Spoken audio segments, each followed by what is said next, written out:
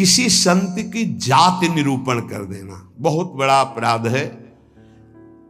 देखो ये जो जाति पाति है ना, ये धर्म का पालन करके भगवत प्राप्ति के लिए थोड़े समय तक के लिए सहयोगी नहीं। हम आपको बताएं, एक ही कपड़ा है और एक ही पहनने वाला है, बस इतनी खास बात समझ लो। कपड़ा सबका पांच भौतिक, पहनने वाले सब अविनाशी भगवान के अंश, कोई अंतर नहीं है।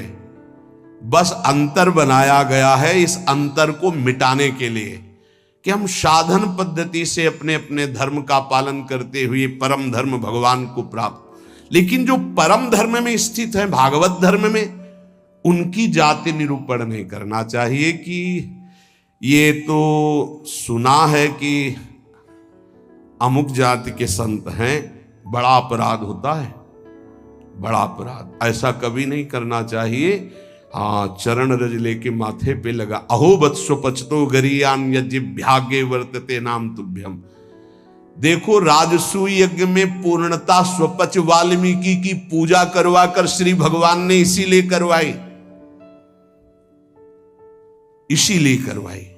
सब बड़े बड़े महापुरुष आए थे, लेकिन दैन्यता की मूर्ति भगवत भाव में निरंतर डूबे हुए स्वपच वाल्मीकि जी की आराधना करवाई कि पूर्णता उन्हीं से हुई। जो दैन्य है वो महाभागवत किसी जाति पक्ष से नहीं देखा जा सकता कि अरे ये तो ऐसा जो देखेगा तो उसके सुकृत नष्ट हो जाएंगे। पूज्य बाबा। चौथा, वृत्ति निरूपण।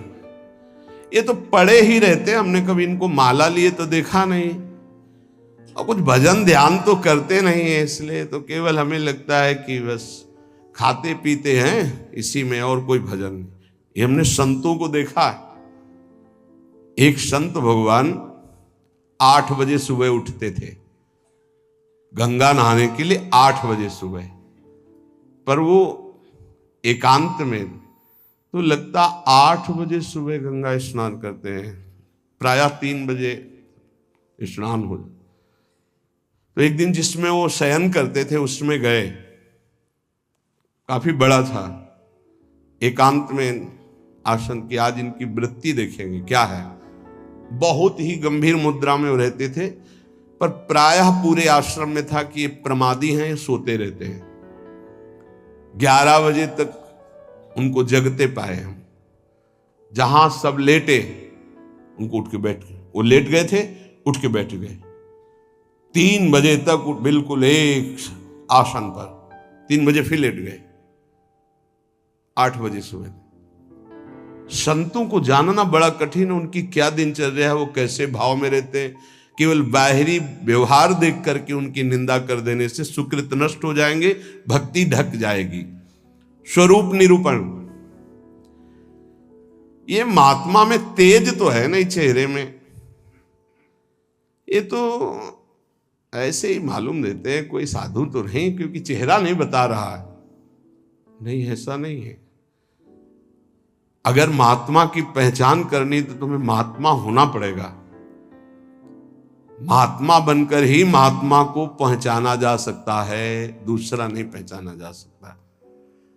बाहर से किसी के रूप को देखकर थोड़ी तुम जान सकते हो कि रूप तो आप गौर से देखिएगा, किसी किसी के मांस भक्षण करने वाले का भी चमकता रहता है। मलाई रबड़ी खाने से भी रूप चमकने लगता है, थोड़ा सा संयम रखे तो उससे भी चमकने लगता है। अब वो महात्मा किस कोटि का भजन कर रहे हैं, कोई रूप से थोड़ी महात्मा का लेना देना होता है। अब श्रीधर बाबा की छवि जब लगे तो आप देखना, लंगोटी है, हड्डी हड्डी दिखाई दे रही, गाल चिपके हुए, आंखें धसी हुई। आपको पता है, खुद देखे हुए हैं कि 24 घंटे भजन में मगन। तो किसी महात्मा के रूप को देख करके ऐसा कोई रूप निरूपण करेगा तो उससे अपराध लग जाएगा, और प्रायः ये ध्यान नहीं दिया जाता। ऐसा धातु निरूपण। भगवत विग्रह ये पाषाण का है कि ये धातु का है, सामने पूछे ये पत्थर के भगवान है कि इसमें अष्ट धातु के। घोर अपराध बुद्धि। भगवत विग्रह सामने नहीं, भगवत विग्रह साक्षात अर्चावतार भगवान है, भाव उसमें। ये नहीं कि सामने जाके पूरे संगमरमर के बने हुए, कौन सी धातु के बने हुए भगवान है, ये अपराध। धातु निरूपण भगवद विग्रह या भगवत भक्त के पास, जैसे वैराग्य में धातु स्पर्श निषेध किया गया है,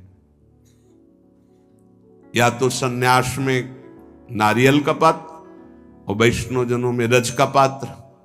धातु के पात्र के प्रयोग का निषेध है वैराग्य में। लेकिन जो महापुरुष हैं, मान लो उनको सोने की थाली में पा रहे हैं, उनकी क्या स्थिति है। अब हम देख करके अपने वैराग्य का वहां भाव थोपे, वो स्थिति उनकी क्या है। वैराग्य का भाव थोपे तो फिर अपराध बन जाएगा।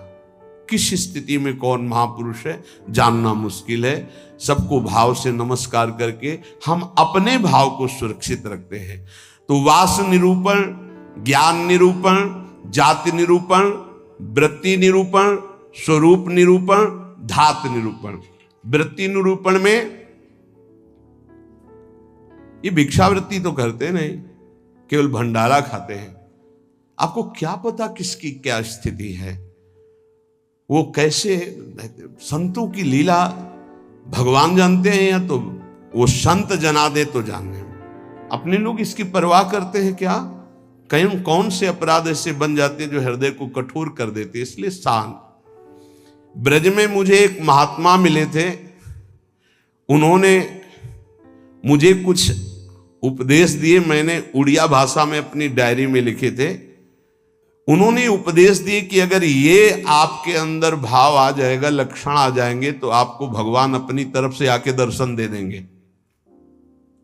बड़े महात्मा थे, तो बाबा ने उड़िया भाषा में अपनी डायरी में लिखा था, उसका हिंदी लिपि में यहां वर्णन है। पहला, भजन करते हुए अपने को सबसे दीन मानना। अपने आप भगवत साक्षात्कार हो जाएगा।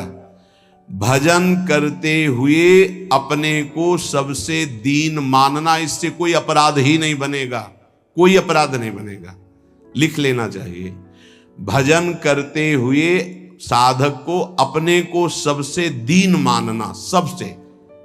आदेश त्रणादपि सुनिचेन। दूसरा, किसी से भी कपट पूर्वक वार्ता व्यवहार ना करना। निष्कपट व्यवहार करने में क्या जाता है। अपने भगवत मार्ग के पथि के, चाहे गृहस्थी हो चाहे विरक्ति हो। कपट का मतलब होता है अंदर कुछ और है, बाहर आप कुछ और दिखा रहे हैं। ये नहीं होना चाहिए। जो अंदर वो सीधे बाहर, जो बाहर बोल रहे हैं वही आपके अंदर चलना चाहिए। मोहि कपट छल छिद्र न भावा, भगवान कहते हैं। तो कैसे दर्शन दे देंगे आप कपट पूर्वक व्यवहार करते। निष्कपट व्यवहार, कपट पूर्वक व्यवहार ना करना, ये दूसरा। तीसरा, अपनी जिह्वा से कभी असत्य भाषण ना बोलना। इसका बहुत नारायण स्वामी जी ने भी इस पर बहुत जोर दिया था कि जिस जिह्वा से नाम जप करते हो झूठ नहीं बोलना चाहिए, तभी नाम सिद्ध होगा। नाम तभी सिद्ध होगा। नाम सिद्ध होने का तात्पर्य बिना प्रयास के चले। ये सत्य भाषण भगवत स्वरूप है। सत्य बोलने से बढ़कर कोई पुण्य नहीं संसार में, और झूठ बोलने से बढ़कर पाप नहीं। नहीं असत्य सम पातक पुंजा। चौथा, जो तुम्हारे सामने आवे और तुमसे बात करे या दृश्य दिखाई दे, उसे तत्काल पहले मन से प्रणाम करो। बिना प्रयास के भगवत साक्षात्कार हो जाएगा। चराचर जगत में जो तुम्हारे सामने, जैसे कोई व्यक्ति आया है तो राधा वल्लभ लाल जी आपकी जय हो, अंदर से मेरे प्रभु, अब बात करो। कोई भी कुछ भी, पहले प्रभु, ये वस्तु पहले नहीं थी, प्रभु थे, और ये बाद में नहीं रहेगी, प्रभु ही रहेंगे। तो वर्तमान में हम वस्तु के अंतर्गत प्रभु को देखते हैं।